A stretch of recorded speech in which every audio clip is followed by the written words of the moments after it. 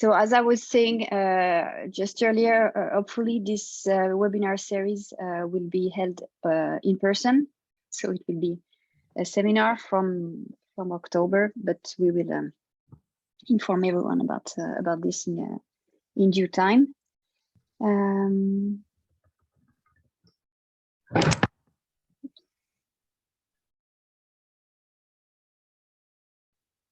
right.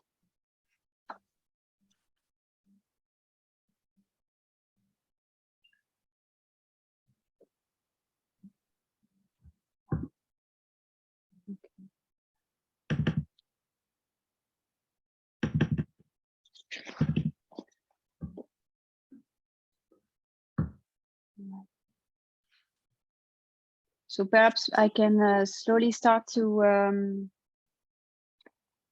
present so today's first session. So welcome to all of you, Valentin, Gemma, Anna, Tobias. This is the people I can see here from now. Thank you very much for joining. So my name is Elsa Gomis, and I am organizing this event together with Corinne Fortier. And it is really our great pleasure to have you today for this first session of the webinar series, New Imaginaries of Migration. So it's held by Maison Française of Oxford.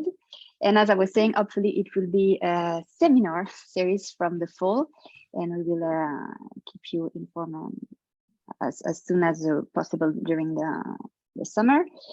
And so just a few words to introduce myself, as it is the first time of the series. I'm a film director and I'm a visiting researcher at the Maison Française, as well as at the University of East Anglia. My research explores the connections between the collective imaginary of migration and today's border regime. And this year I participated to a project called Data Visualization and Policy Making at the Department of Politics and International Relations at Oxford. And I'm also co-editor of a section called En Image in the Journal of the Institute of Migration Paris. And here you can see a picture of my own film, which is called The People Behind the Scenes. I try to, and other pictures. And just to say that in case you would like to see it, it's currently screened at Warsaw College in the Marble Hall, as well as several other short films. And this film has also been screened in some film festivals and at Maison Française, and also at the Laboratoire of Social Anthropology, the Seminar of Visual Anthropology of Collège de France, held by Corinne Fortier, and who kindly invited me.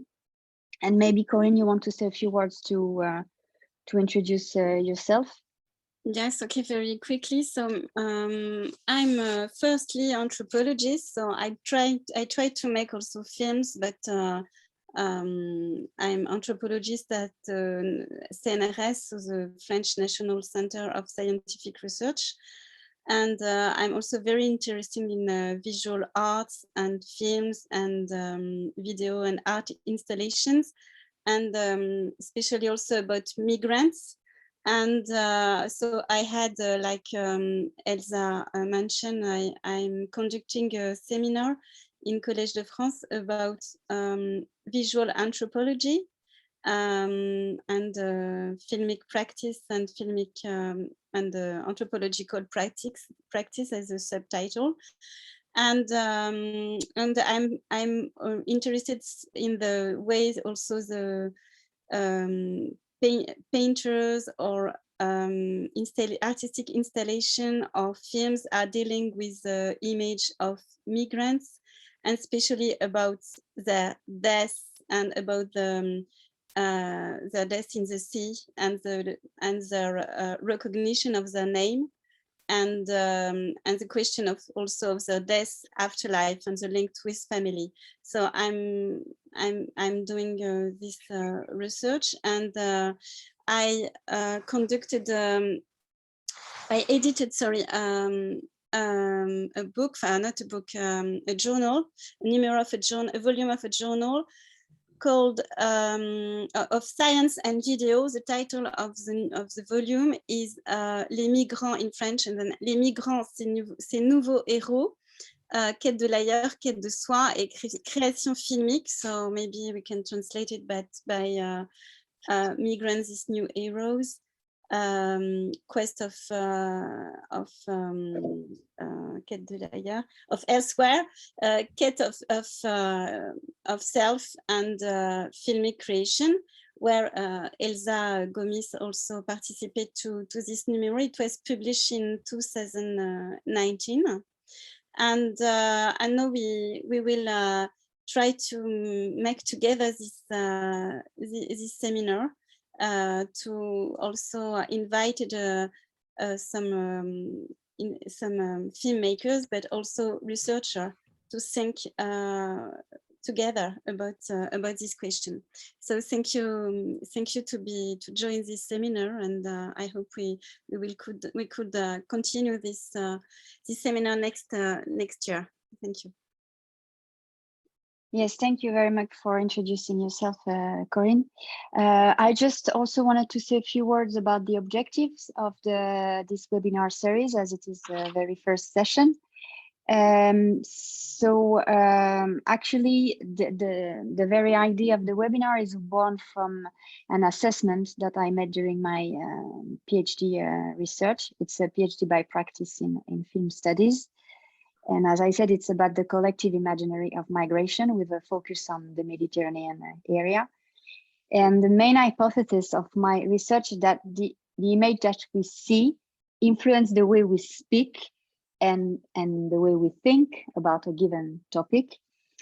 And so that at a later stage, this can also influence policymaking on this very topic. So during my PhD, what I try to do is to delineate all the mental images one can have when hearing the word refugee, I guess from a Western perspective. And so I've been browsing a great quantity of images on mainstream media as a first step before the shooting of the film. And I found out a rather narrow range of visual motif, really repeated. And these motifs were rubber boats, life jackets, and survival blankets. And also to look at the circulation of these images in other visual fields. I also looked at the field of contemporary art, and I also found rubber boats. So here are artworks, life jackets, and survival blankets. And my attention was also drawn on another visual field that is the field of fashion, and I also observed that the visual motif of the survival blanket, very decorative, has also been used. On the right-hand side, you have it's a Givenchy showcase, and on the left side is the web page of a fashion house. And so by using the same visual motif and the same objects to represent these migrations by the Mediterranean, I observed that somehow these artworks were lagging behind mainstream media images. And so with this webinar series, I want to go against this assessment, and I want really to consider art, visual arts, whether either as on the photographic point of view or on the filmic point of view, as a former laboratory, really for renewing the collective imaginary of migration. And so this is for this reason I decided together with Corinne to invite each time both an artist and both a researcher to discuss one specific dimension or aspects of a work or his work that would renew these mainstream media ways of picturing migration. And well, this a little introduction to explain a bit the background. And today, for this very first session, we are very honored to have with us photographer Emeric Lhuisset and Elisa Ganivet, that I'm going to introduce shortly before leaving the floor to them. So Emeric Lhuisset is a photographer. As I said, he holds a degree in art from Beaux-Arts de Paris and in geopolitics from École Normale Supérieure Ulm and also from the Center of Geostrategics of Sorbonne University. Emeric's work has been shown in various exhibitions around the world. For example, Tête Moderne in London, Museum Folkwang in Essen, Institut du Monde Arabe in Paris, TRAC Alsace, or Sursock Museum in Beirut, to give a few examples. He has been awarded the British Journal of Photography International Photography Award in 2020, the BMW Residence for Photography in 2018, and the Grand Prix Image VV Leica Prize in 2017. And Emeric has also been nominated for several other art prizes. And what is important is that along his photographic practice, Emeric teaches also at Paris Institute of Political Science, Sciences Po, on the theme of contemporary art and geopolitics. Tell me, Emeric, if I'm wrong, but I have read that you consider your work as an artistic retranscription of the geopolitical analysis. And Emeric is also known for immersing in conflict zones for his work. And he was recently in Ukraine for a series of 100 photographs of resistance fighters. This is something I think we will say a few words later today.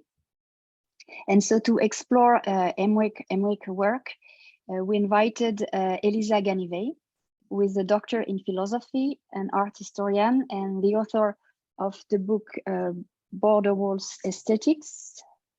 I think, yes, I have a picture of it. Border Wall Aesthetics, which was published as Transcript Verlag Columbia University Press in 2020. I'm right. Elisa's books explore the aesthetics of the borders and resume main development of her PhD dissertation, which was written between 2009 and 2013. So at a time when the growing militarization of the world was less studied. And Elisa's work has been published also by Presse du Réel and by Big Review, where she is a visual editor. She has been also a guest researcher at La Sorbonne and at Casa de Velázquez. And Elisa also worked as a consultant for international public and private cultural organizations. Since 2021, she's in charge of ADIAF, Marcel Duchamp Prize, which is one of the greatest, if not the greatest, art prize in France. Elisa is art director for the scientific journal Borders in Globalization Review, and member of the International Association of Art Critics. I think I say most. Also, just a last few words before leaving them the discussion. About today's subtitles. So the webinar series titled New Imaginaries of Migration, and to give a titles to that would encapsulate, which is always difficult, someone's work. For Emeric, we thought to multiply the angle. Well, first because it refers a bit to the photographic practice, the notion of angle, and also because Emeric's work focuses, as I said, on zone of conflicts worldwide, and with a focus on resistance fighters often, and it addresses as much the time before someone is considered as a refugees. For example, in the series Théâtre de Guerre, where there is a focus on the Kurdish guerrilla, and also the time after a border crossing, when the same person are then considered as asylum seekers, which it's also something that it is addressed in the series L'autre Rive that you can see here, illustrating the website of the Messe en Française. So this is why we chose this title, to multiply the angle. So now, if it's fine with you, I can now leave the floor to Elisa and Emeric so that we could explore further Emeric's work. I can stop sharing my screen. So of course we will leave time for discussion in the end. Okay, so thank you very much, Elsa and Corinne, for inviting us to this new webinar, which is really exciting, I think, and will give a lot of discussions around this thematic. So I don't know, Emeric, I will give you a short introduction of your work, and then we will go deeper on your whole series, right? You are okay with that, Emeric? Okay. Perfect for me. Okay, so I give a short introduction and then we go deeper. Thank you.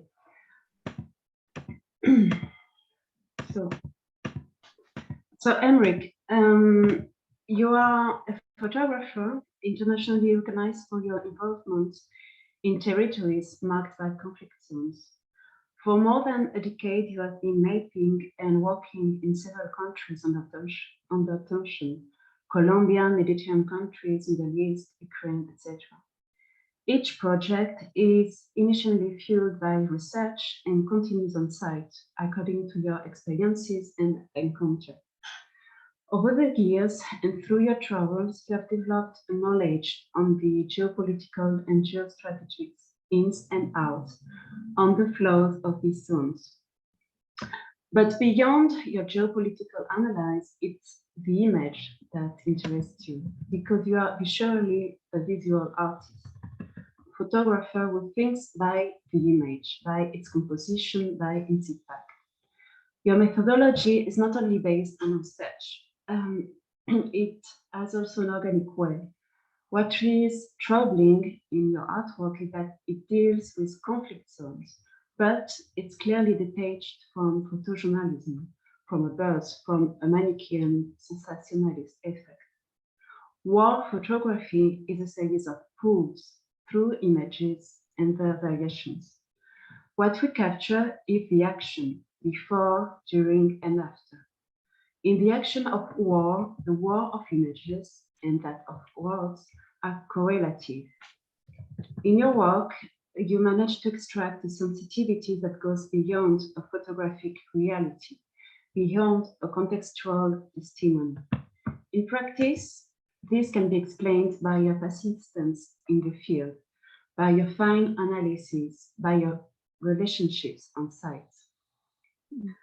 War is also about waiting, boredom, a daily life that is neither palpable nor interesting, so to say, absolutely not bankable. Your images are the result of your immersion and lasting bonds of trust. You are interested in the people you meet, in their personal story, to the people who make the big history. Your psychological and cultural understanding is therefore essential. It is also for your own safety. In the construction of your work, the iconography is what predominates, meaning how each subject is represented. So I will insist on that. Your aesthetic form reflects the real consequences of contemporary military and geopolitical decisions on people, and are put in parallel with the history of world conflicts and their own representation. So the image shows us a way, a path. In conflict zones, the politics of image is a powerful tool. The danger is to get used to them, even if these images are harmful, cynical, and morbid. So for new imaginaries of migration, migration is given to perceive for the collective imagination. The flood of journalistic images is what seems obvious. Instead of showing true persons, we can denounce here the representation that pushes the misery of migrants, a migrating mass, those who move, whatever the cause. The poor representation is particularly true for the refugees, those who move because they are forced to, and who arrive on an unknown territory. So, Emeric, your images are precisely a deconstruction of negative stereotypes. Conflict inevitably leads to population movements. Migration is linked to the crossing of the border of nation states. We can't get rid of natural borders. Despite of a state's decision, people make the border. They make it mobile because they are living them, through them. This mobility gives its rise to a new imaginary that artists like you can achieve through a concern for dignity and mutual respect. Thanks to your images, the aesthetic of the border is made more profound because it's more human. So we have little time here, but in order to understand your body of work and the aesthetic application of area of tensions, I would like to review with you 4 series. The first one sets up the intentions. This is Theatre of War. The second one called L'autre Rive, with no translation, if you can say why, will make the link between conflicts and migratory repercussions on the European soil. And the third and fourth series conclude on the current redundancy and ambush in Ukraine. So maybe, yeah, let's start with Theatre of War. Maybe you can show us some images first. Yes.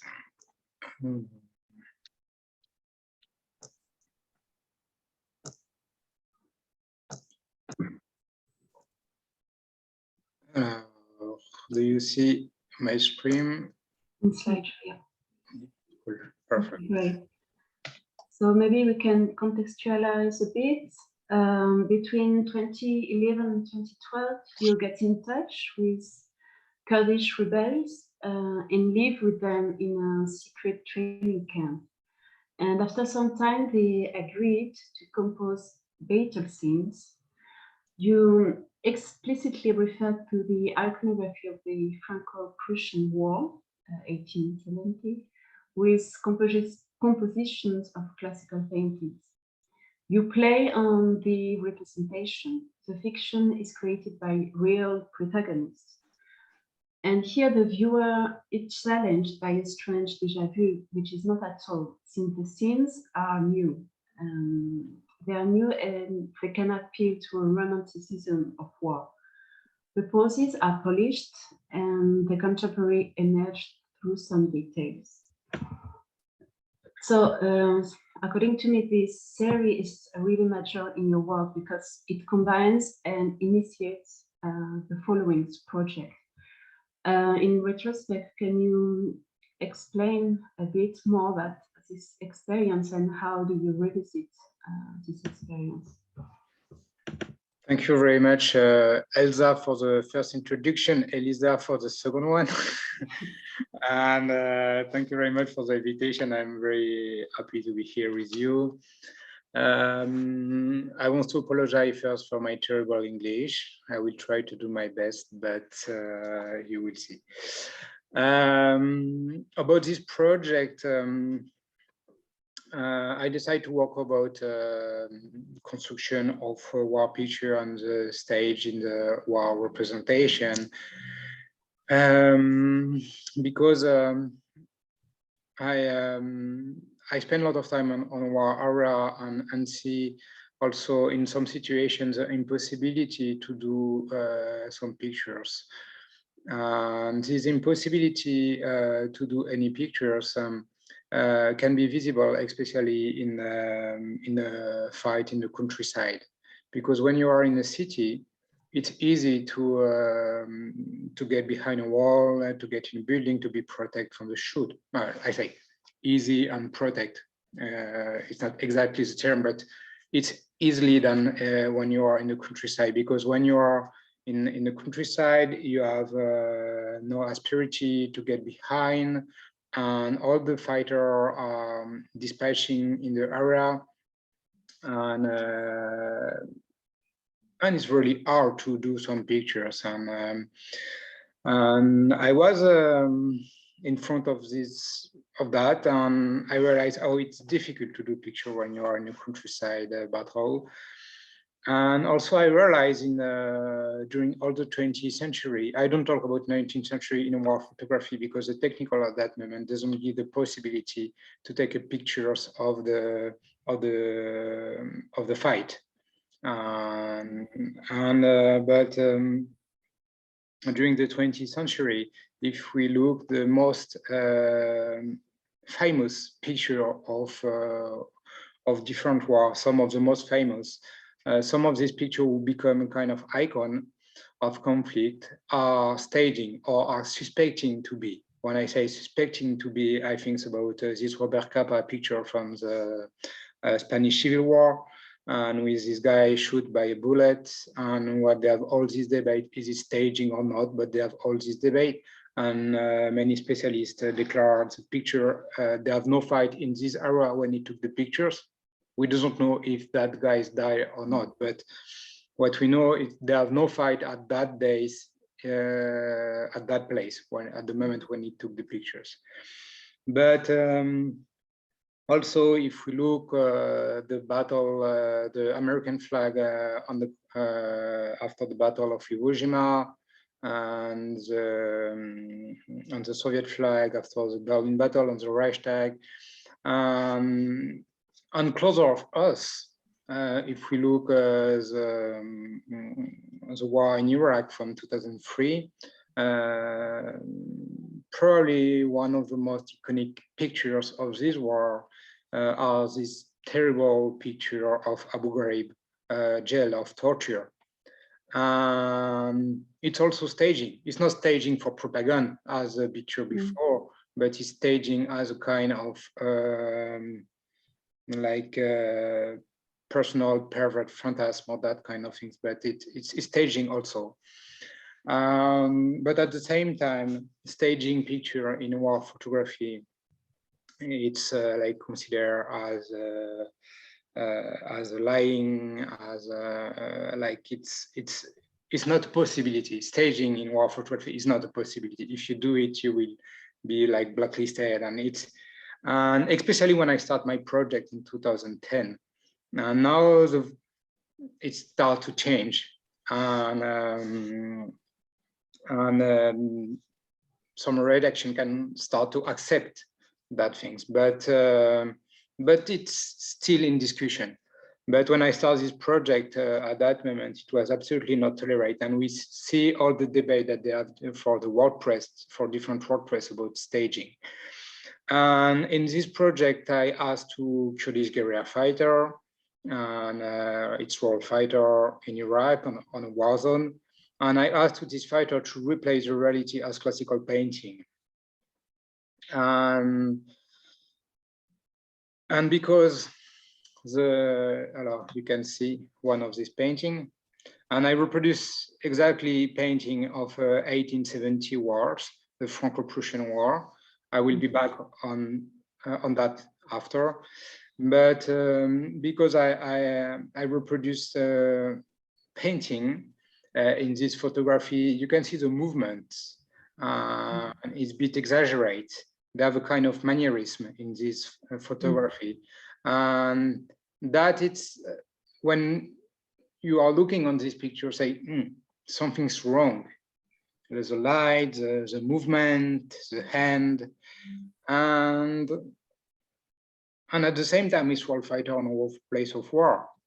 Is it true or not? And I am interested about that. It's, you know, the viewer who is in front of this picture doesn't really know if it's true or not. And I want to bring him in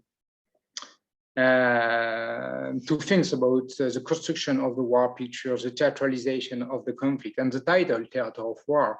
I took this expression to Karl von Clausewitz, this war theoretician from the 19th century, who the first used word normally used by fiction, by the show, to talk about war. He talked about theater of war, he talked about actor of the conflict, and war scene, and battle scene. And it's interesting to see how this term become like fluent today.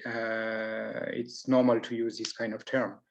And I decided to take a model on painting of 1870 war, because it's in this painting, who introduced the war picture as we see during all the 20th century. This painting, by just painting history, are not really interesting. It's what we call like pompier in France, and with not a very positive vision. It's very classical painting, academic painting. But these paintings are interesting in the representation of the war, in the way that they represent war, because the 1870 war, it's a big defeat for the France. And the big question was how to show the defeat. Defeat, we say, no, defeat, sorry. How to show the defeat. And before, the painting represents the emperor or the king or the generals victorious, or represent very schematic painting with hundreds of soldiers who shows the strategy of the victory. In this war, there are no strategy of victory because there are no victory. And all the question is how to show that. And in this painting, we can see closer representation with like a maximum of maybe 8-10 soldiers, not more. And it's like in the war photography during all the 20th century, we don't have a lot of picture with more than 10 soldiers. And also these paintings are between heroism of the fighter and absurdity of the war. Another interesting parallels. And also it's for one of the first time, it's anonymous soldiers. It's not like the famous general or it's just soldiers. We don't know who are these soldiers, but they are there. And it's like war photography during all the 20th century. And also the last parallels was interesting. It's a army of conscript, and all the everybody in France can be called to get in an army, and it was happened for many painters. For example, Edouard de Taille or de Neuville. Edouard de Taille received a bullet in the legs during the war, and this painter leaves the war, and they are not in a kind of phantasm of the war as we see before with painting of David or Gros, who sometimes get on a battlefield after the battle to just look how it's look like. It's people who live the war as a war photographer. And many paintings of these periods are calling souvenir of this battle, and it's why I decided to reproduce that kind of painting, because for me this is really this painting we introduce the construction of war photography as we have during all the 20th century. Yeah, maybe can you tell us more about the fighters, because you said, yeah, it is Kurdish Kurdish fighters, and we can evoke also the international, transnational territory in this case, right? Yes, it's it's interesting because as we have the discussion before, Elisa, and it's we tell about the nationality of this fighter, and because most of them come from Iran, in these groups, but I don't talk about Iranian Kurdish fighter because the Kurdish war, as you tell, Elisa, is a transnational war. And some of them are fighting in Iraq against ISIS. Some of them are fighting in Iran. Some of them are fighting in Turkey, in Syria. And, you know, it's really a transnational war. And most of them are stateless. I forget the term in English. I have to check, but are stateless. And it's why I don't want to say normally the origin country of this fighter. I only talk about Kurdish guerrilla fighter, and but it depends on the group, of course, because there are different groups. But this group was that for that groups. And also another thing that I doesn't tell, it's in the construction of this photography. And it takes a lot of time. It takes 3 years to do 14 pictures.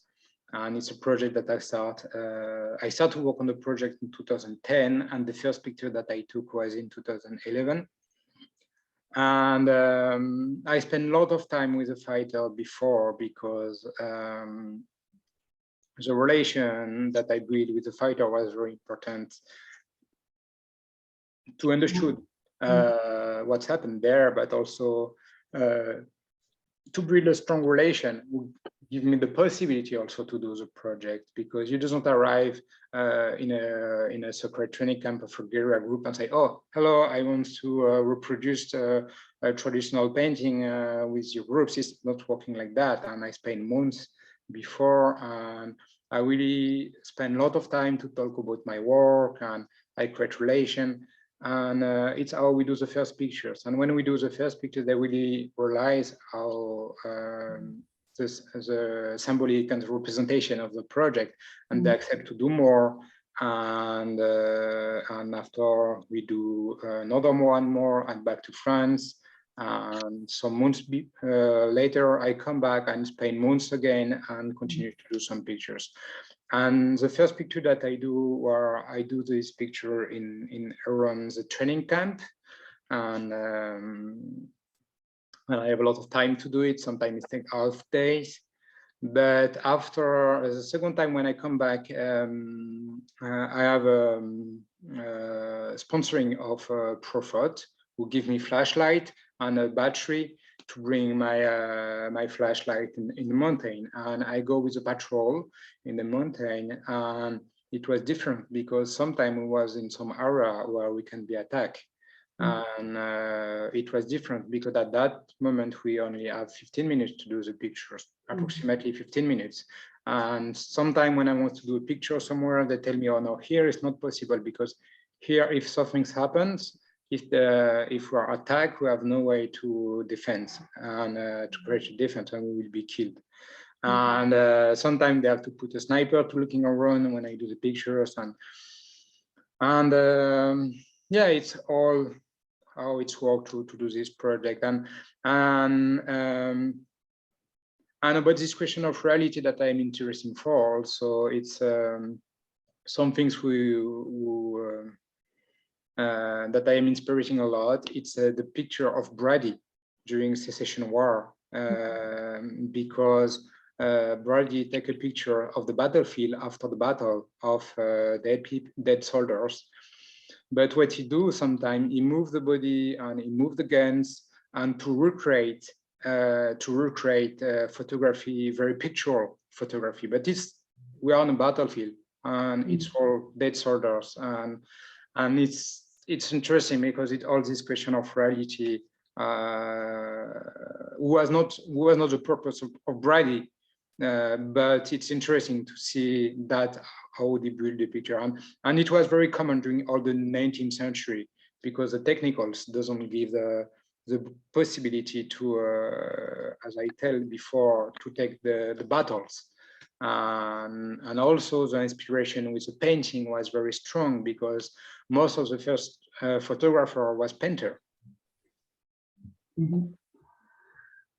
But the device, the photography, the camera came much after in oh no sorry, in 1875 during the Crimean War. Photography appeared right on the wall. The first war photography that we have, normally we talk about Crimean War from 1852, but it's what we say common usefully, but in reality the first war photography are from the American Mexican wars in it's 1848. Yes, 1848, I think. And but we don't have a lot of this war, and but most of yes, most of the most famous war photography, the first that we consider are normally Crimean Wars in 1852. Yeah, that one. Okay, so maybe we can make this link with the other project, L'autre Rive. So from your projects conducted since 2010 in Iraq, Syria, Turkey, you've met friends over several years, and these people have resisted the oppression in their own country, fighting Daesh, ISIS, the regime of Bashar al-Assad, Recep Tayyip Erdogan, etc. And some of them have heroic statues within their community. A few years later, you find them in Europe, in Greece, Germany, Denmark, France, with the refugee statues. In the middle, there was this dangerous barriers crossing. With this project, L'autre Rive, you also evoke the banal daily life. We deal here with a traumatic past and sometimes a victorious one, which is even more frustrating if this past is not recognized in the host country. The psycho-affective consequences of a forced exile are really serious. So one wonders about the meaning of hospitality. Does it exist in our Western society? Caring, a fashionable term, is, however, well rationalized. In your project, through the blue cyanotype photographic treatment that will recover the entire image, you evoke the Mediterranean Sea that your friends have crossed, some of them. These portraits give voice to your friends without pretense. Can you tell us more about it? Can we see more pictures about it? Yeah. Just before to show some picture of L'autre Rive, I want first show the transitional project that I show between both of these projects, because yes, of course, I show currently a Theatre of War series with this very heroic posture, as you tell it, Elisa, from this Kurdish fighter who are the vision that we have actually in a Western society from the Kurdish fighter. But also I show this video. This is an exhibition from the two projects. You can see Theatre of Wars and L'autre Rive. This is in Le Grand Palais for Paris Photo. But here you can see a video, and because I want to use exhibition space as a geographical space. You have the before, you have the fight of this Kurdish fighter, and you have the crossing of the border in this video. And after you are in Turkey, but in Turkey the war still continues with for the Kurdish fighter. and after the crossing of the Mediterranean Sea, after they arrive in Europe.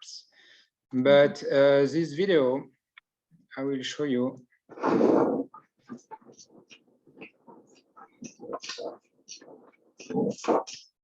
Okay, I close the sound of this video. It's a video that I realized when I crossed illegally the border between Syria and Turkey. I cross a lot this border because when I was working in Syria, I was working with the rebels, and I go every time that I go in Syria, I go illegally by the Turkish border. But I showed this video because for me it's important, because it's a road that the Syrian who try to escape the war, it's the way that they took, because they never cross legally. They never cross legally the border, because if they do it, they will be registered in Turkey, and after they want to go in Europe, they have a high risk to be sent back to Turkey. If they are not registered in Turkey, it's easy to be registered after in Europe.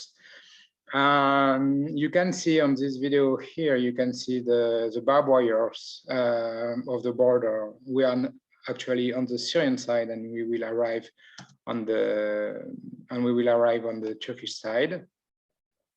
And I am interested about this crossing of the border. We are now on the Turkish side, and somebody cut the barbed wire from me before, but I am interested about that crossing of the barbed wire, because just before the barbed wires, there are Syrian, like just normal Syrians, and just 1 centimeter after crossing the barbed wire, they become refugee, and all the symbolic that is represent to become a refugee. And it's interesting also this question of the representation of refugee. We have a representation of refugee, but we are not the Western are not the only one who has a representation of refugee. And many people are in the world, everybody in the world have a representation of refugee. And when you are Syrian and you start or Iraqi and Kurdish from different parts of Kurdistan, and you decide to leave your country, the place where you come from, and to become a refugee, it's very symbolically, it's something very strong. I talked about that before with my friend who became a refugee, but I also talk about that more recently with Ukrainian friend. And some of them tell me at the beginning, oh, I don't want to leave Ukraine because I don't want to be a refugee. And finally they decide to leave because it was too hard with the bombing. And I remember a friend of mine, she sent me a message just after crossing the border, like she was not totally inside of Poland. She just passed the Ukrainian control. And she told me, oh, it's horrible now, I am a refugee. And with an emoticon where someone cried. And you know, it's all this symbolic, it's to be refugee. To be refugee, it means that you leave the place where you come from, you leave your house, you leave like all the stuff that you have with you. You only have a backpack or suitcase, but small baggage, but that's it. All your life is in a baggage, you know. And it's something psychologically very strong. And it's why, for me, it was important to put this video between these two projects. It's this kind of transition between these two projects. It's this crossing, the moment where you become refugee. And after we are with l'autre Rive, and because most of these people, this friend from Iraq, from Syria, who decide to become refugee, wants to go to Europe. And but at the beginning, I don't want to do a project about refugee. I just want, because there are thousands of projects about refugee. And I say, okay, what can I say more that they already have about refugee. And but at the same time, I have this friend. We write each other, and I follow all the crossing of Europe, and I try to give some advice. Sometimes when they ask me some things, and I tell them, if you back to France, let me know, come at home. And at the same time, each time that I read an article about refugee, and I look the comment of the people who read the article, I see the comment behind the articles. All the comment, not all, but many comments are very, very violent. And we can realize refugees are not considered as normal humans, but a kind of undermine. And it's very violent. It's very, very violent. And at the moment I say, okay, I have to do some things. I have to do some things to try to change the mind of these people. And because especially as an artist, we have a public voice, and this public voice is also a responsibility. And I decide to look at the different representation that we have in the Western society about refugee. And I realize we have three kinds of representation. When I say three kinds of representation, I talk about the majority of the representation that we have from refugee, because we also have some small different projects. But in the majority of the representation that we have, it's picture based on the event. It's people who hiking a wall or try to cross border, or it's a dead body, or it's arrestation with the police. And other kind of representation are based on the scare of the people, where you can see like a lot of people walking all together. And you can see people who arrive on the beach with boat, and with this idea of invasion and using by the extreme right to show the theory of the great replacement, but not only by the extreme right, unfortunately.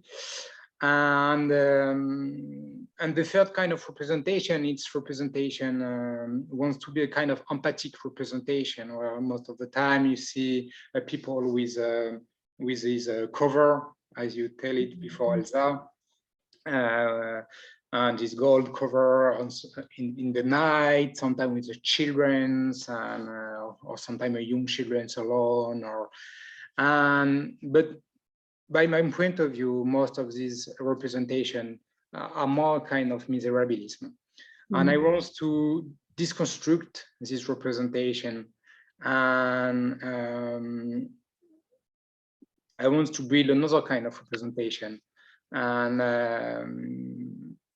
it's why I decided to join this friend, and to make with this friend a picture who can be picture of each of us, like very, very banal pictures from everyday life.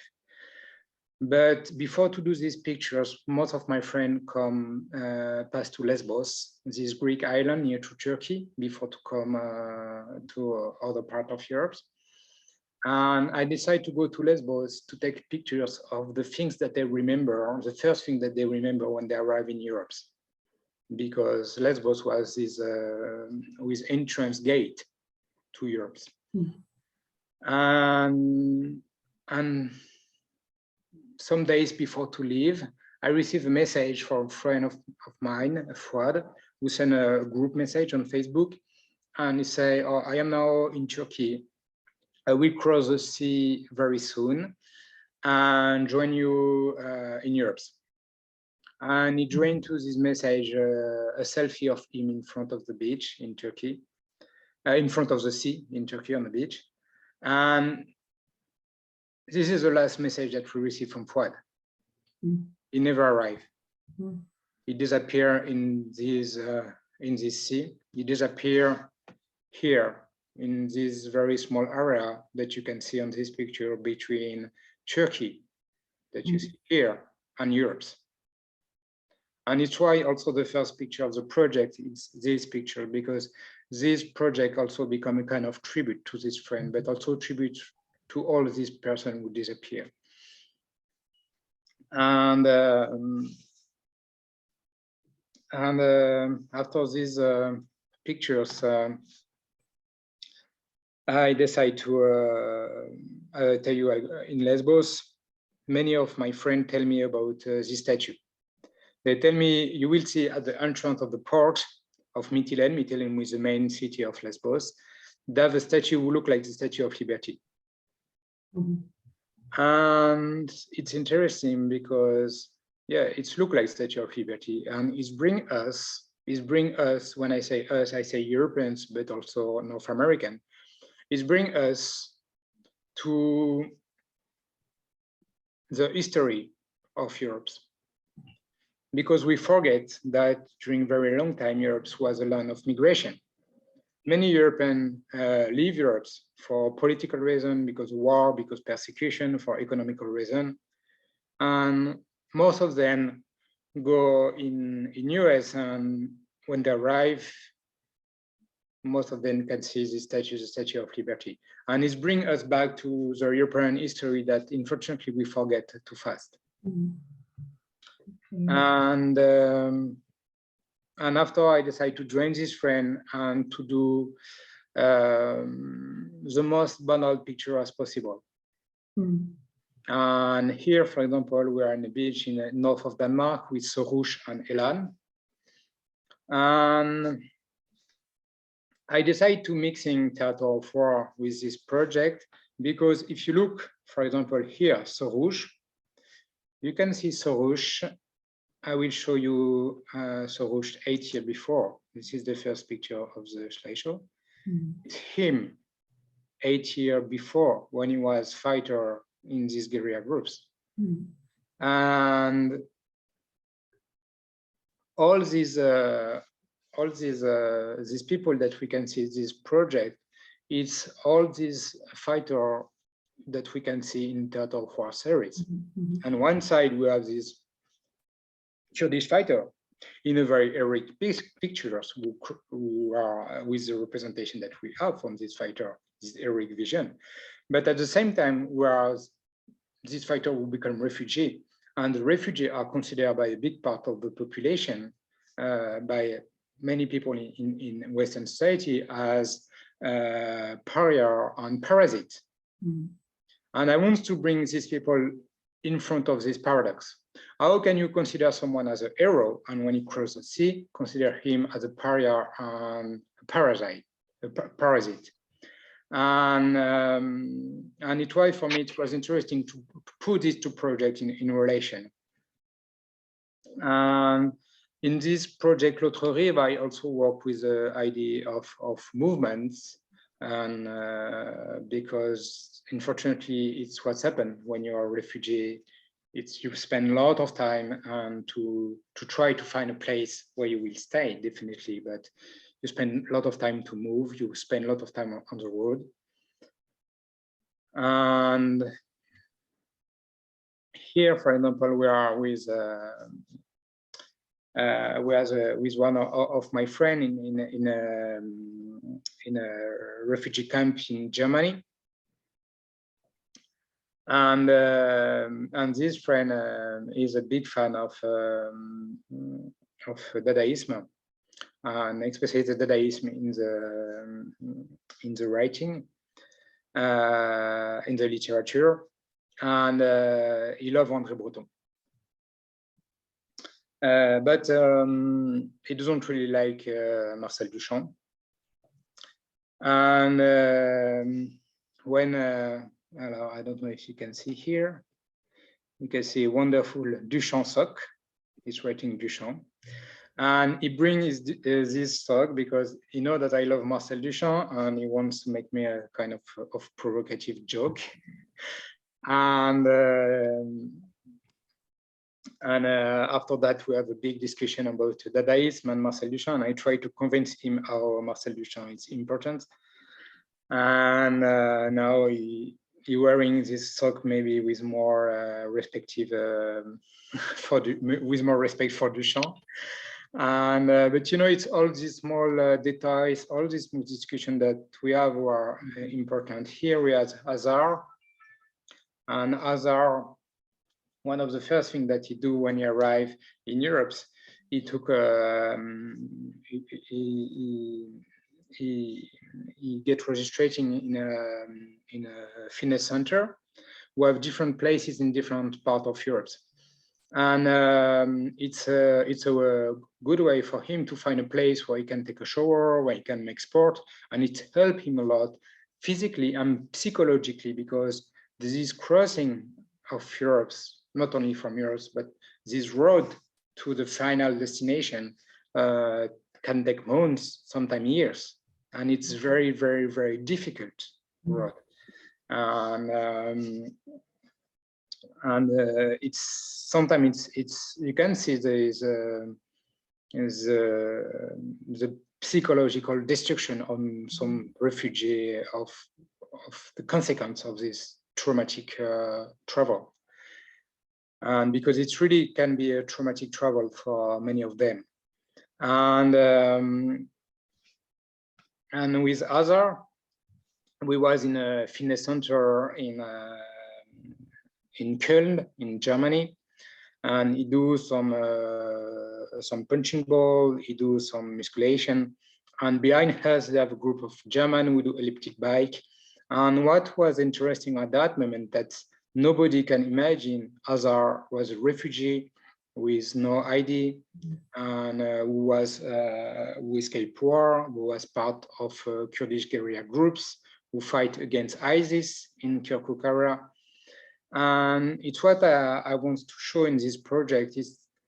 It's if nobody tell you it's a project about refugee, you will have no idea that it's a project about refugee. And it can look like picture of each of us life. It look like just normal picture of everyday life, who can be the life of each of us. And for me, it's very important. I don't want to create a kind of iconography who can be a specific iconography of a refugee, because and to fall in a kind of miserabilis approach. And I really want that it can be each of us. And we are just lucky to be born in a place where we don't have to escape the war, but the only things who make the difference between us and this refugee. And in the last part of the project, I work with second generation. I work with a friend of mine who have one of the parents who was refugee. And here it's Ines, and she's now a journalist for Le Figaro, a French newspaper. And the father of Ines leave Algeria. And what I was interesting also, I continue to do like very normal pictures, but also I was interesting to do this picture with Ines, because I want to show the arms of Ines, because if you look the arms, they have something a bit strange, and it's because she received a 6 bullet during a Paris attack on November 13. But we continue with these very normal pictures, a small church in the village where Sarah lives, Sarah Hassan, and the father of Sarah escaped the Iraq of Saddam Hussein. And Sarah, she now have a farm in Bourgogne with horse, and she's in charge of the protection of the environment in this area. And yeah, and I just want to show this very normal life, and also I print this picture on cyanotype, and as you tell Elisa before, this picture fading to become blue monochromes, and these blue monochromes at the end of, because it's during the exhibition, sometimes it can take 1 week, 2 weeks, 3 weeks, depends of the sun, maximum 1 month. and this picture progressively disappear. And this blue monochrome at the end become a double metaphor. It's become the metaphor of the Mediterranean Sea, where a lot of refugees disappear. But the blue is also the color of Europe. And all these people who arrived, they are part of the future of Europe, and they are future European. Yeah. Okay. Nice. So, yeah, you said something very important. You said that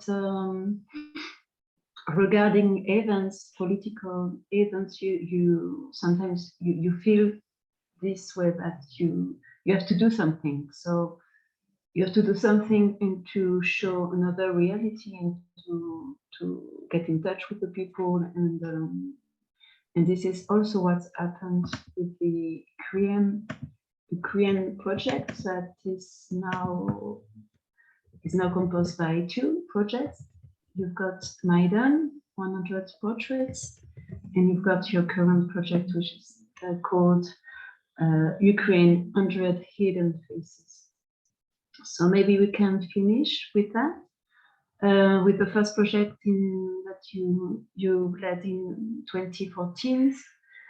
So in view of these events, you go to Kiev in Maidan Square to meet the demonstrators who were against the Russian intrusion and the Yanukovych government, which had just fled. And echoing the people killed on this square, on the Maidan Square, you made 100 portraits and asked 2 questions to those people. What would you like to happen now? And what do you think it will happen? The floor was given to these new revolutionaries. And the book, you made a book of this project, is on newspaper. So therefore you create a new space, like posting an emergency, encouraging discussions about it, and proposing also an exhibition. Can you tell us more about this? And maybe we can focus on the reactions in situ and abroad around 100 projects in Ukraine. Yes, when the event started, it was in end of 2013 in Kiev. When this protest started, I was in Paris, and like many people, I just follow the news and I see what's happening in Ukraine. But at that moment, I have absolutely no connection with Ukraine. I never been in Ukraine. I was just looking at events sometime in the news, but that is. But when they start to have the first people shoot by bullet, I realized it's not anymore protest. It's another kind of things. And I try to understand. I look in the different media and I realized that between the pro-Russian and the pro-Western media, the analysis was totally different. And I really want to understand what's happened. And I decided to go there. And I just arrived, as you tell, the day when the president left, when Yanukovych left. And at this moment, they have no more government. They have no more president. And they still have a small government, but not really anymore. And they have no more police. The country was totally under the control of the population, because a big part of the government also left, a small part stayed, but the country was totally under the control of the population during a very short time, like 5-6 days. I decided to capture this very short time where everything looks possible by 100 portraits of this protester who become revolutionary. And before to take the portraits, I give them a questionnaire with these 2 questions. And the portrait is there to show the face, the attitude, the presence of each of them. And the questionnaire is there to show the voice of these people, what they are scary of, and what they are hoping, all that kind of things. And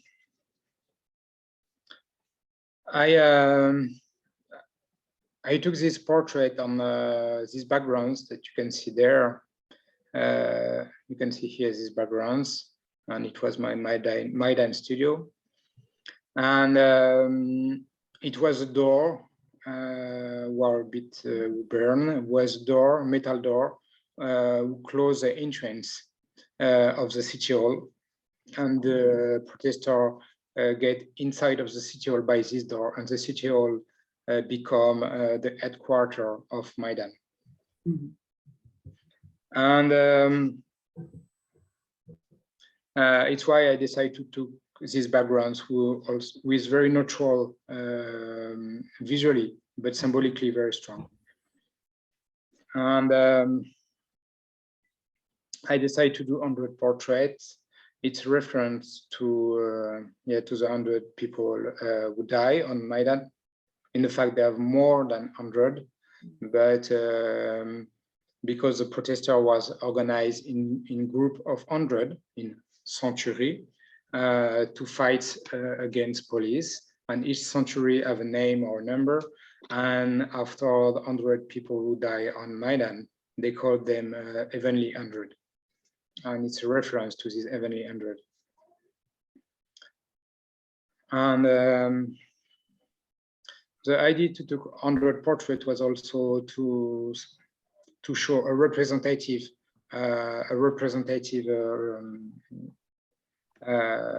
extract about a representative vision of these people who was on Maidan. And after with 100 portrait and this 100 questionnaire, I decided to do a book that I print on a newspaper paper. And the idea to print it on a newspaper paper, it's make reference to the media. But in the media, it's always the voice of the journalist or the specialist, or sometimes you have a citation of someone, but it's not the voice of the actor of the event. And it doesn't mean that a journalistic voice is not interesting. We have a wonderful journalistic voice. But what I want to do with this project is to give back the voice to these people who are actors of this history. Because it's also for them the possibility to reappropriate the history of this event. And I print it on newspaper for this reason to this reference to the media. But that time with the voice, directly the voice of these people. And also the book, it's very easy to put off the page of this book, and the book is used as an exhibition. And all the exhibition of the project are the page of the book glued directly on the wall. And the idea is to do an exhibition which is very easy to carry, very easy to do. Anybody can do the exhibition, you just need the book and put off the page and glue it on the wall. And it's also this idea to reproduce this very democratic movement that Maidan was. And it's why 6 months after the revolution, I go back to Ukraine, but that time in the east part of Ukraine, in the Donbass, in the Donetsk area. And during the night, I put on the wall this portrait and this questionnaire, and to show to these people who was under the Russian propaganda, who was really these people of Maidan. And this is directly the voice of these people of Maidan. You can see the handwriting of each of them. And this is very important because you can be agree or not agree with what the people say, but you can say, oh, it's a propaganda of a journalist, or it's propaganda of it's the voice. It's very brutal things. It's a portrait and the questionnaire. handwriting of by each of them. And it was interesting because the morning after that I put this portrait and questionnaire in the street, I look at the reaction of the people. I don't say that it was me who do it, because I don't want to have problems. But I was looking on this in this area on the main square behind the Lenin statue. There are many people who come and start to look and start to talk, and I don't really understand what they say. And I asked to someone and was speaking English, and he told me, "Oh, there are big debate because some of them wants to put it off, and the others say because they say, oh, it's a neo-Nazi of Maidan." As the Russian propaganda say, Maidan was a neo-Nazi movement, was totally wrong. But and some other people say, oh, but no, look what they want. They want the same thing that we want, and start to debate. And another person say after, oh, but they want to kill us because we are speaking in Russian. And some other people say, oh, but look, some of them answer in Russian, because on Maidan, many people speak Russian and they have nothing against Russian language. And it was interesting, all this debate between these people created by this project in the Donbass. And yes, and this was this project. And do you want, Elisa, I continue with the other one, or do you want to say something? No, well, for the last one, because you've got like 5 minutes. Yeah, we have very little time left. Maybe that to say again that this year you went back to Ukraine and you repeat the kind of, but on a different way, because now we see people from the back.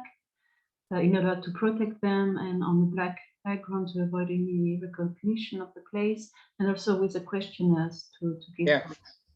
Yeah, of course, there's a new project to do it faster as possible. Sorry, Elsa.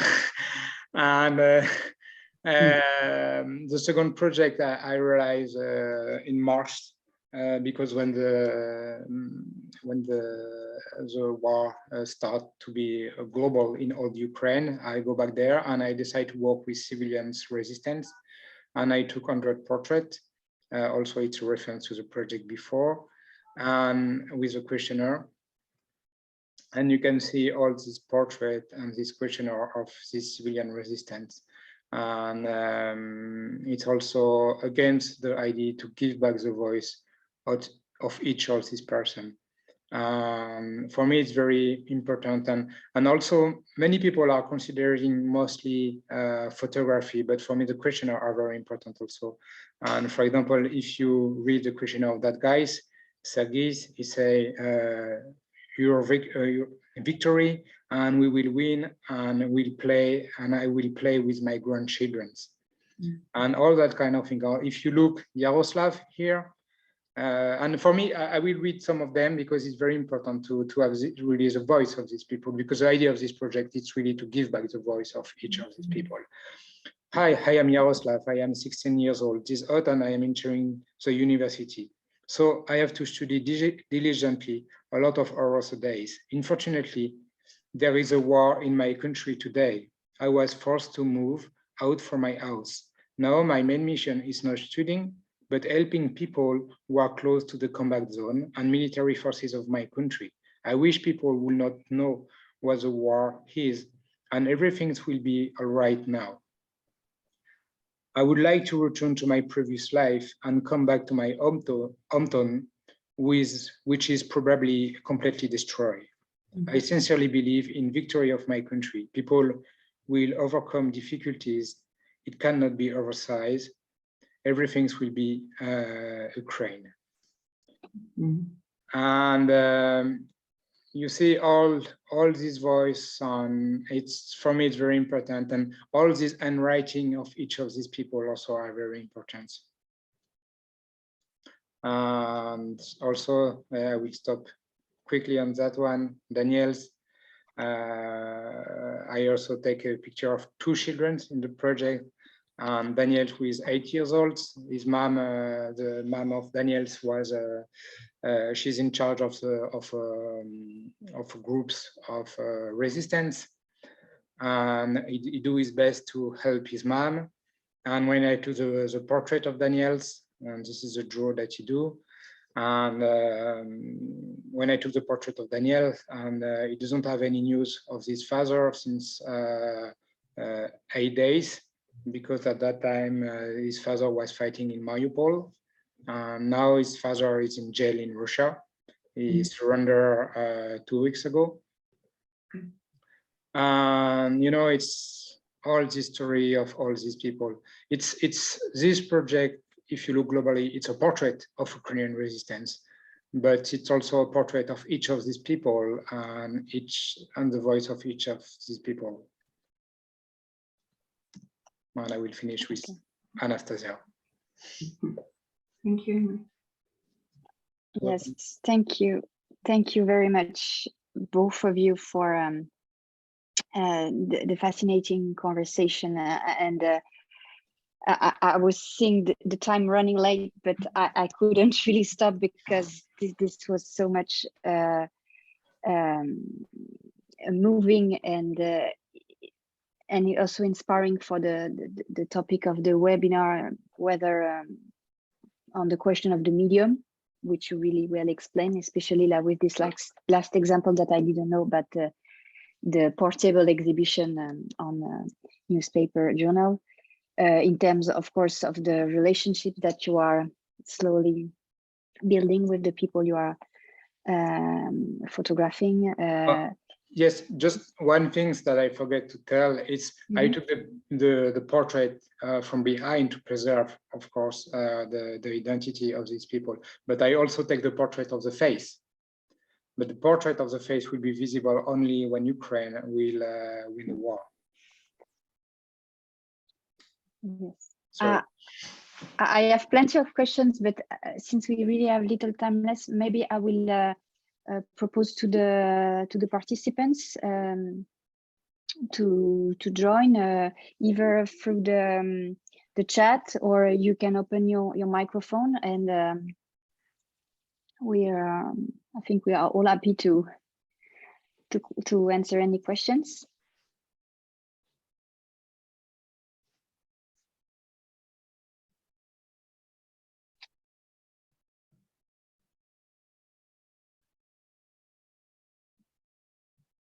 Bonjour. Bonjour. Hello. Thank you, Emeric, for the presentation of your work. Because nobody looks, because nobody wants to ask a question, maybe I'm gonna try. Just one thing about like the Kurdish fighters. I'm always interested about knowing how photographers can get in contact with this kind of period, about all the safety aspect. How is it possible, like for French people, like to cross the border as you cross the border between I don't know, France and Belgium? I'm just curious to know how you get in contact like with this kind of armed group.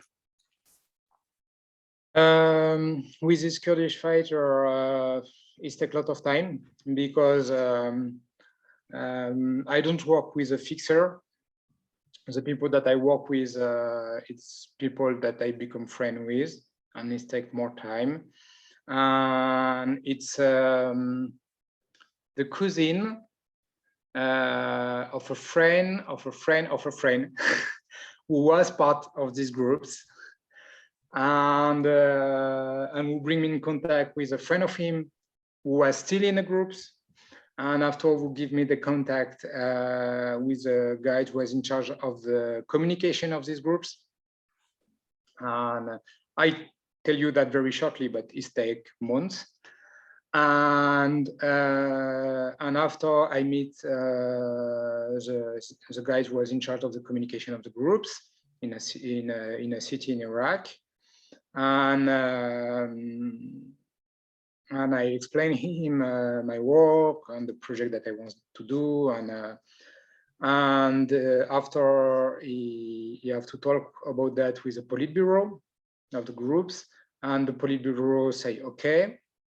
And after they give me a meeting in the corner of a city in Iraq, and during an afternoon I was waiting at the corner of a street of the city, and two big white car arrive, and they open the door, and they have guys with mustache and Kalashnikov, and who tell me like, come on.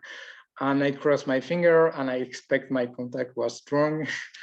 And I go in the mountain after with a group, and finally it was very fine, and I meet like incredible people in these groups, and we spend a lot of time together. We become with some of them we become very good friends, and but it start at the beginning. Okay, cool. Thank you so much.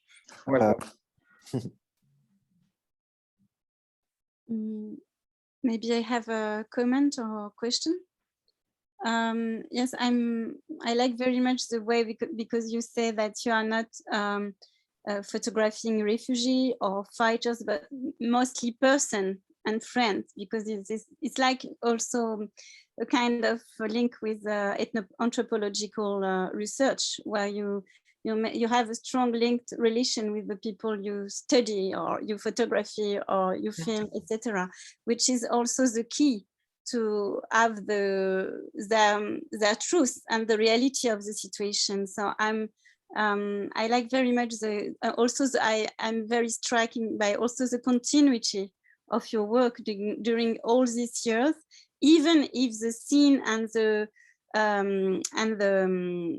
fields are different.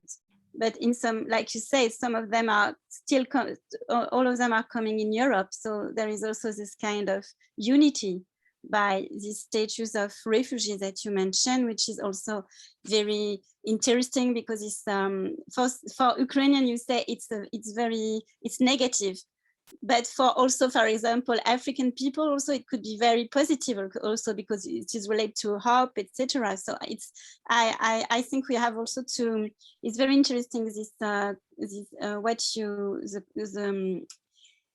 conception, emic conception of refugee by the people, and not only talking like on one category of refugee.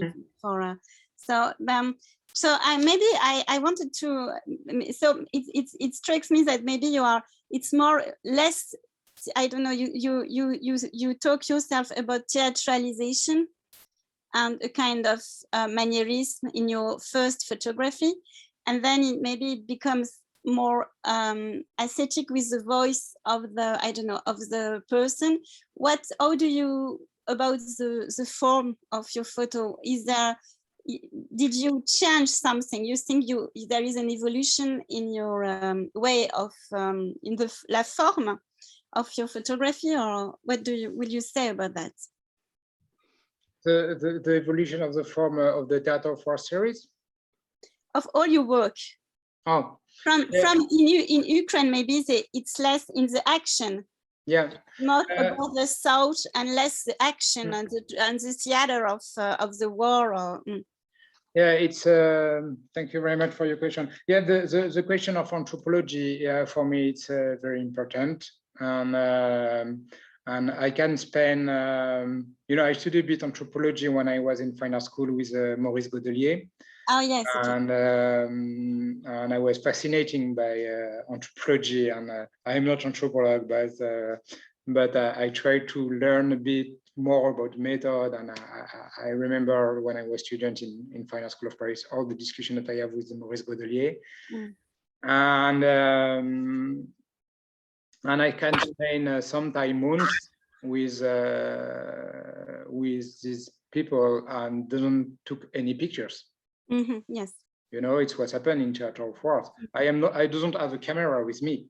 We just spend time together and live together, and I try to understand how what they come from, what is your everyday life, where you want to go, and all that kind of things were very important to broke the first vision that we have, because all the time we have a operation in the head, but also when you work with guerrilla groups, they are first they are playing a kind of show for you. You know, they are say all the same speech like they normally say for journalists, and you have to cross the border by a certain point of view. And the evolution of my work between Theater of Wars and the project about Ukraine.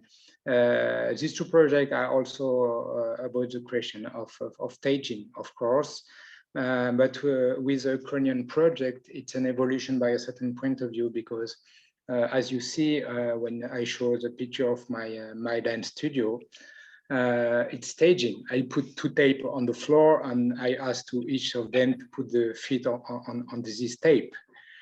It's staging, and but if you look, for example, the project that I do on Maidan, it gives more information about what Maidan was, that a series of photography of people on barricade and with Molotov cocktail, and picture one on stage. But what I want to show with this project, it's staging is not as we see lying on fake. Staging, it's a method, and as all the method, we can do what we want. And it doesn't mean because a picture is not staging that this picture doesn't lie. And it's what I want to show also with this project on Maidan about this question of staging, because Theater of War was more a question about staging, and these two projects in Ukraine, it's a question about the question of true and fake, and related with the staging, and it's an evolution of this reflection about mise en scène, and yeah, this is the evolution that we can have between these two projects. But also I do another project which is very important for me between both of these projects. It's when I film 24 hours of the life of a rebel fighter in Syria, and when I put a camera directly on the chest of the fighter and ask him to film himself 24 hours of his life. Okay. This 24 hours is like Journiac reference, or no? Just it's not especially to Journiac. It's if I want a reference, it will be more Andy Warhol. Okay. And for example, this famous video, I eat a hamburger, but it's a 24-hour with no cut. You know, when you come at 9 o'clock for the fighter, it's 9 o'clock for the viewer. When you come at 2 p.m., it's 2 p.m. Okay. And where can we see this video? It was shown. It was shown in different art center, okay. But I don't put the video online. But I make an evolution of the project, and I do a screenshot of each minute of this 24-hour, and I use Instagram to put each day a screenshot of each minute of this 24 hours. And I open Instagram account specially for this project. Now I finished the project like 1 month and a half ago, and I finished this project when I was in Ukraine. The last picture that I posted from this project of war in Syria was when I was in Ukraine under the Russian bombing. Okay, thank you very much. Welcome. Yes, we are running out of time, but I had a question, and what you just said really pushed me to ask it the way you are also trying to connect each project within each other. In L'Autre Rive, the way you are showing us refugees from various origins, and in Theater of War, the way you are connecting the Kurdish guerrilla with the Franco-Prussian war.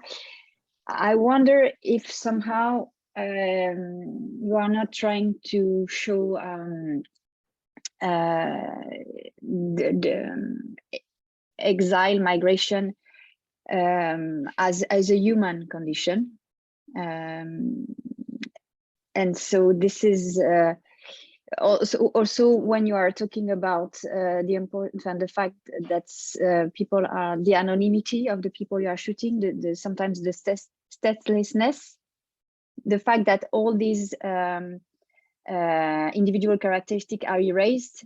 I was wondering if you wanted to try to bridge a bit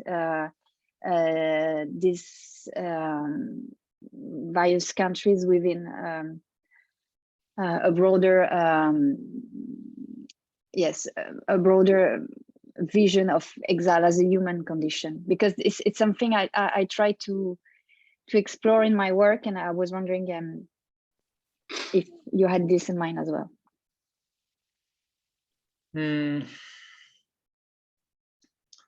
It's about the human aspect. It's I'm not sure I understood all your question, but just first about the human aspect. It's very important for me, this human aspect, but it doesn't mean I have to take care about the human aspect also, because I need to have still a distance with the topic that I am working on. And it's one of the reasons that I am working on topics who are not related directly with me. And for example, I grew up in Paris suburb, near to Corbeil-Essonnes, and in the 91. And many people ask me why you doesn't talk about suburb. And I don't want, because I don't have the distance to do it. And I prefer to work with topic that I am where I have a distance with the topic, because it's give me the possibility to try to be more objective in my approach. It doesn't mean I am objective as a person. As a person, I have an opinion, but in the project that I do, I try to be more objective. Because, for example, the project on Maidan, in the 100 portrait that I do, a part of the it's, I think, on the 100 they have 2 persons who write when they answer to the questionnaire, write things that I am totally disagree with it. It's not in my political vision, and for me it deserves the Maidan movement, but it doesn't mean that I will delete it. It's there, it's part of the project, and they are part of the 100. They are a representative of a minority who was on Maidan, was really a minority, but they are there. And yeah, it's always this danger with the human, and but it also doesn't mean that when I work on a topic and I meet people, it doesn't mean I am agree with these people. For example, we have a big discussion with Elisa and about a project that I do recently in October, November, with where I took a portrait of Taliban. Nice. And I'm not agree with Taliban, you know, I'm not agree with Taliban ideology, but at the same time, I'm interested also about the human. But the things, the problems that we have, it's when you are interested about the human and you show the human, when you humanize, especially the representation of the villain, you know, it's in, and actually I am still working on this project because about this question of the representation of the villain in the méchant, as we say in French. And but I also have this experience before when I work about mercenary, when I create a fake mercenary company to receive a CV of mercenary, because I've been arrested by mercenary when I was in Afghanistan in 2004. And I tried to understand better the mercenary and this new form of mercenary with a private security company and like Blackwater. And but it was very hard to find information about it, and I created a fake company to receive a CV of mercenary who wants to work for my company, and it was a way to understood who are these mercenary, where they come from, and all that kind of things. And but it's also something that I am not agree with. But with the CV, you also have a kind of human dimension in this project. And when you read some small sentences, and it's you know, sometimes you can be touching by that. And but these people who wants to be mercenary, and it's like with a project with Taliban. Sometimes you can be touched by some things, but say, but it's Taliban, you know. And it's why also I want to say that, because it's not because I am working with people that I am agree with people. And it's important things. And the last aspect that I don't talk about, but it's really important for me, is the question of aestheticism. As you can see in my pictures, aestheticism is really, there are a lot of aestheticism, and this aestheticism is very important. And I use aestheticism as a